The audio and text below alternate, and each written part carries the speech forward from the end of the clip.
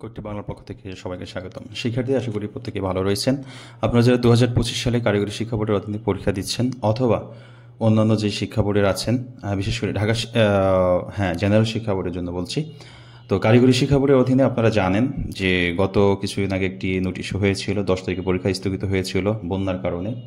তো আজকে একটি নোটিশ প্রদান করেছে, যেটা আমরা এখন দেখব যে 17 জুলাই 2025 তারিখে গোপালগঞ্জ জেলার অনুষ্ঠিতব্য সকল পরীক্ষা স্থগিত। এটা আমরা যদি খেয়াল করি, নোটিশটা প্রকাশ করেছে এরকম যে সংশ্লিষ্ট সকলের অবগতির জন্য জানানো যাচ্ছে যে চেয়ারম্যান মহোদয়ের আদেশ অনুরোধক্রমে অনিবার্য কারণবশত বাংলাদেশ কারিগরি শিক্ষা বোর্ডের অধীনে চলমান diploma in engineering, diploma in tourism, hospitality, diploma in textile, HSC vocational, HSC BMT সহ আগামী 17 তারিখের গোপালগঞ্জ জেলার অনুষ্ঠিত সকল পরীক্ষা বন্ধ ঘোষণা করা হলো।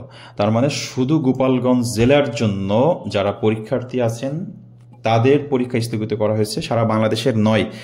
আমরা এটা একটা ভ্রান্ত ধারণার ভিতরে রয়েছি, কারণ গতবার 10 তারিখে যখন পরীক্ষা বন্ধ হলো বন্যার কারণে, বৃষ্টির কারণে, তখন কিন্তু সারা বাংলাদেশের পরীক্ষা স্থগিত হয়েছিল। কিন্তু আগামীকাল শুধু গোপালগঞ্জ জেলার পরীক্ষা স্থগিত, সারা বাংলাদেশের পরীক্ষা অনুষ্ঠিত হবে।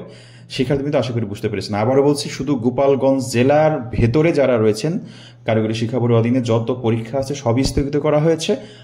এছাড়া সারা বাংলাদেশের পরীক্ষা অনুষ্ঠিত হবে, অন্যান্য যে জেলায় আপনারা রয়েছেন তাদের পরীক্ষা অনুষ্ঠিত হবে।